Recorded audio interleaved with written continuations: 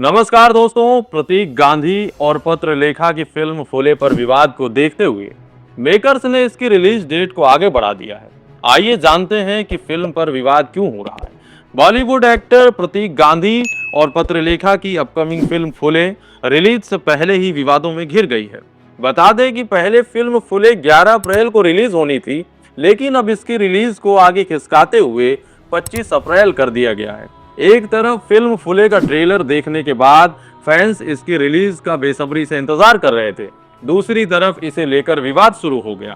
कहानी की बात करें तो फिल्म समाज सुधारक ज्योतिबा फूले और उनकी पत्नी सावित्रीबाई फूले की जिंदगी पर आधारित है। फिल्म में 19वीं शताब्दी में जातिवाद के खिलाफ आवाज उठाने और महिलाओं व पिछड़ा वर्ग की शिक्षा से संबंधित मुद्दों को दिखाया गया है। अब जातिवाद को लेकर विवाद छिड़ गया है। दरअसल कथित तौर पर महाराष्ट्र में ब्राह्मण समुदाय के एक वर्ग की ओर से फिल्म फूले के उनके चित्रण को लेकर चिंता जताई गई है। कुछ संगठनों का ये आरोप भी है कि फिल्म में उनके समुदाय को बदनाम करने की कोशिश की गई है। इन सभी विवादों के बीच केंद्रीय फिल्म प्रमाणन बोर्ड CBFC ने फिल्म फूले में कुछ बदलाव करने के निर्देश जारी किए हैं। CBFC की तरफ से निर्माताओं को निर्देश दिए गए हैं कि फिल्म फूले से जाति व्यवस्था पर चर्चा करने वाले वॉइस ओवर को हटाया जाए। महार, मांग, पेशवाई और जाति की मनुव्यवस्था जैसे कुछ शब्दों को हटाने की भी मांग की गई है। 3000 साल की गुलामी वाली लाइन को बदलकर कुछ वर्षों की गुलामी करने के लिए कहा गया है। इसके अलावा कुछ और भी संवाद में बदलाव करने के लिए कहा गया है। फिल्म फूले को अनंत महादेवन ने डायरेक्ट किया है, जो पहले भी कई गंभीर और सामाजिक मुद्दों को लेकर फिल्म बना चुके हैं।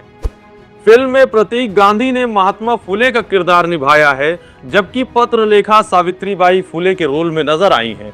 फूले अब 25 अप्रैल 2025 को रिलीज होगी। ट्रेलर के कुछ सीन देखकर आप भी विचार कीजिए। आज तक किसी शूद्र ने ऐसा दुस्साहस नहीं किया। और ज्योतिबा को समझा, हमारी प्रथाओं में बाधा न डाले। क्या कर लोगे? देखते हैं कौन पहले थकता है, वो या हम। दोस्तों याद रहे, ये फिल्म अब सच्चाई से परे होगी, क्योंकि जो इसका मूलभूत मुद्दा था वो सेंसर बोर्ड ने कटवा दिया है। सच कड़वा होता है, लेकिन इतना कि सामना करना भी मुश्किल हो रहा है। ज्योतिबा फूले और माता सावित्रीबाई ने समाज में महिलाओं और शूद्रों की स्थिति सुधारने के लिए जो संघर्ष किया, आज उसको फिल्म के माध्यम से दिखाना भी मुश्किल हो रहा है। फूले मूवी में उनके संघर्षों के सीन काटे जाएंगे, क्योंकि उसमें एक वर्ग विशेष का नाम है जिसने उस समय उनके साथ बद से बदतर व्यवहार किया था। माता सावित्रीबाई फूले जब महिलाओं को, बच्चियों को पढ़ाने जाती थी तो साथ में 2 साड़ियां ले जाती थी, क्योंकि कुछ समाज विशेष के लोगों को उनका महिलाओं को शिक्षा देना अखर रहा था, जिसके कारण वो विशेष लोग उन पर पत्थर और गोबर फेंकते थे। भला बताइए, अगर इस घटना में उस समाज विशेष का जिक्र या सीन नहीं होगा तो क्या पत्थर और गोबर आसमान से टपकेंगे? उनको समाज में प्रताड़ित किया गया, उन पर हमले हुए, इस कदर भेदभाव और क्रूरता की गई, उनको इस समाज विशेष की वजह से घर छोड़ना पड़ा। उन्होंने विधवाओं के पुनः विवाह कराए, सती प्रथा का विरोध किया। 1848 में उन्होंने लड़कियों के लिए पहला विद्यालय खोला, इसलिए वो प्रथम महिला शिक्षिका कहलाई। बहुजन समाज के साथ साथ पूरा भारत उन्हें शिक्षा की देवी मानता है। आप ही विचार करिए, क्या बिना इन सब प्रकरणों को दर्शाए फिल्म में क्या दिखाया जाएगा? मतलब सीधी बात, सब सही था, उन्होंने कोई संघर्ष नहीं किया था। गोबर और पत्थर उन पर अपने आप बरस जाते थे। भेदभाव उनसे मुगल और अंग्रेज कर रहे थे। विशेष समाज के लोग उन पर फूल बरसा रहे थे। इसकी एक छोटी सी क्लिप आप भी देखिए।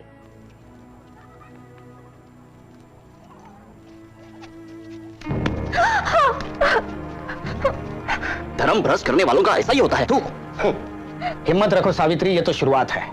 उनका समाज हम पर कीचड़ी उछाल सकता है और कर ही क्या सकता है। रुका सड़ा हुआ समाज। इसके विपरीत देखिए, censor board Chhaava, the Kerala story और कश्मीर फाइल्स जैसी दुष्प्रचार वाली फिल्मों को छूट देता है। इन फिल्मों के लिए इनके एक्टर, डायरेक्टर को माफी मांगनी पड़ती है। सच दिखाना और देखना दोनों ईमानदार लोगों का काम है। मक्कार तो सेंसर बोर्ड के पीछे छुप रहे हैं। फूले के डायरेक्टर अनंत महादेवन ने कहा है कि मैं ब्राह्मण हूँ। फिल्म में काम करने वाले लोग भी ब्राह्मण समुदाय से हैं। मैं ब्राह्मण समुदाय को क्यों अपमानित करूंगा, लेकिन किसी और को नीचा भी नहीं दिखाऊंगा, उनके साथ न्याय करूंगा। साथ ही उन्होंने इस बात पर जोर दिया है कि जो हुआ है वही हम दिखा रहे हैं। दोस्तों, श्याम बेनेगल द्वारा निर्देशित भारत एक खोज एक ऐतिहासिक नाटक है जो जवाहरलाल नेहरू जी की पुस्तक डिस्कवरी ऑफ इंडिया पर आधारित है, जिसको दूरदर्शन पर दिखाया गया था, जिसमें श्याम जी द्वारा लगभग सच को दिखाया गया है। तब भी सेंसर बोर्ड था, पर उस समय किसी की भावना आहत नहीं हुई। आज भी उसके वीडियो YouTube पर उपलब्ध हैं, कोई भी देख सकता है। जिस भेदभाव और अत्याचार की बात हो रही है वो आज भी प्रचलन में है, जैसे पानी के लिए दलित छात्र की हत्या, दलित को घोड़ी से उतारना, मारना, पीटना, सीएम आवास को गंगा जल से धुलवाना क्योंकि अखिलेश यादव उसमें रह रहे थे, मंदिर को गंगा जल से धुलवाना क्योंकि अखिलेश यादव उस मंदिर में गए थे, रामजीलाल सुमन के घर पर हमला, इसके विपरीत मुगलों का साथ देने वाले लोगों के वंशज को मंत्री बनाना। राणा सांगा के लिए जिन शब्दों का उपयोग रामजीलाल सुमन ने किया, उससे भी घटिया शब्द बीजेपी के ही नेता ने क्षत्रियों के लिए किया है। जोधाबाई से रिश्ता किसने किया? कोई आई लव यू नहीं था। जोधाबाई और अकबर में क्या था? लव था, मोहब्बत थी। कॉलेज में साथ पढ़े थे, कहीं मिले थे, कॉफी हाउस में, जिम में। जब लोग सत्ता के लोभी हो जाएं और सत्ता को चाहने के लिए बेटी को दांव पर लगा दे, ऐसे लुटेरों से भी सावधान रहो। रही बात अपमान की, तो अवध ओझा सर ने खूब धोया है। रेखा गुप्ता द्वारा अखिलेश यादव को टोटी चोर बोलना और तड़ी पार को सम्मान देना, ये सब जातिगत भेदभाव ही तो हैं। इसके बारे में आने वाली पीढ़ियों को कैसे बताया जाएगा?